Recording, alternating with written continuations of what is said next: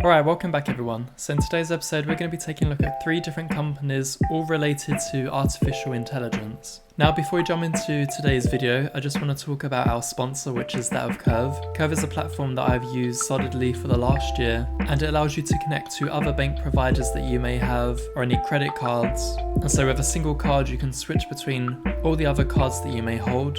And so a link is in the description below. There's a free £10 for anyone that is new to sign up. Definitely check them out, they are a great company. And with that said, let's jump straight into the video.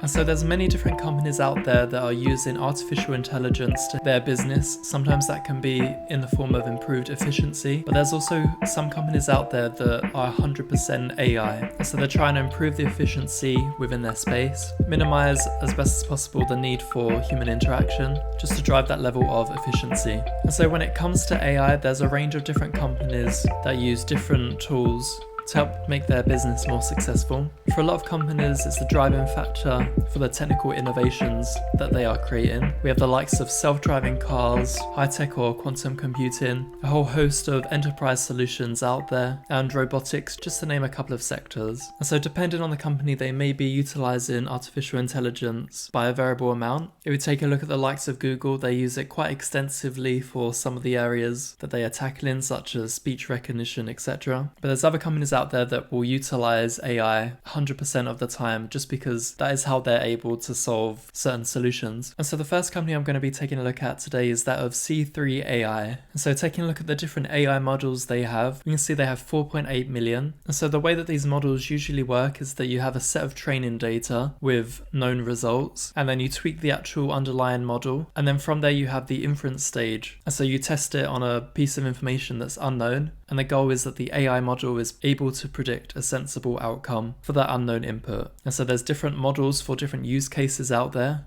We can see that C3 has a ton of models that are being used. More importantly, they're making over 1.7 predictions every day. So there's different industry specific problems trying to be solved, and they're using AI applications to optimize that process. We can see some of the partners out there, the likes of Shell, the likes of the US Air Force. We have CNET, Enterprise AI for oil and gas, for their data analytics, and then enterprise digital transformations. And so that's just some of the partners out there. There's certain sectors that I'm not too interested in personally, but we can see that there's a wide range of use cases out there for different sectors in this space. And so next up we have SentinelOne. Now this is an interesting company. Cybersecurity has increased threats, and so with that we need more sensible ways to detect and prevent any large-scale problems within the cyberspace. Large corporations out there and pretty much any online business requires their platform to be as secure as possible. So where SentinelOne positions themselves is by using AI at the forefront of their business, whereas generally speaking, when you have a cybersecurity firm, they normally have a handful of team members, and there's a manual process in terms of tracking down the type of vulnerabilities that a company may have or may have experienced. And so we can see that they've got 3 different phases here. The first one is to maximize visibility across every corner of the enterprise. Next up is the protection phase, and so providing as much coverage as possible.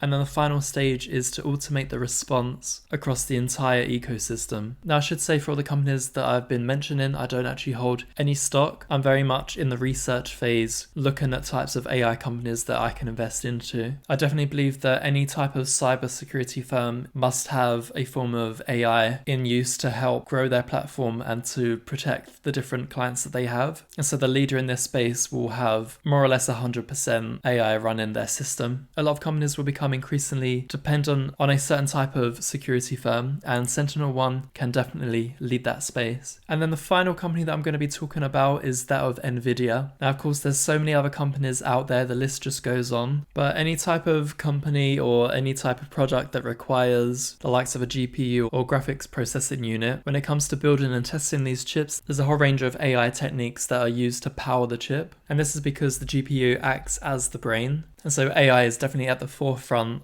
of the chip space. If you look at the likes of different automakers out there, Nvidia has their Drive PX2, which is an open AI computing platform, and this is helping to accelerate the production of autonomous vehicles. Nvidia definitely positions themselves as an AI computing company, and that's because if you look at the likes of autonomous cars, drones, robotics, or any advanced AI system out there, we have Nvidia that is constantly showing up in those spaces. And so with that dominant factor and becoming the leader within the AI market, Nvidia is a must mention if you want to have exposure when investing into the AI space. And with the different companies out there and the problems being solved, AI is very much at the forefront. It has been for the last 10 years or so commercially, and without a doubt we're going to see it more and more in the future, and with further improvements to come. So if you want to have exposure into the AI space, then those are just 3 companies that you can potentially look at. Do leave a comment in the section below as to which AI companies you're interested in investing in, and I'll be more than happy to feature them in a future video. I'm going to go away, take my time, and decide which types of AI companies I want to invest in. It's highly likely that the 3 that I've mentioned I will go and invest. And so I'll provide an update in a future video if anyone's interested. Thanks again for everyone that's been watching, for those that have subscribed to my channel. If you haven't done so already, then definitely hit that thumbs up and hit the notification bell if you want to see more videos in the future. I post every Monday weekly, and it'll be great to have you along with this journey of investing. So thanks again everyone, and with that said, I'll catch you in the next one.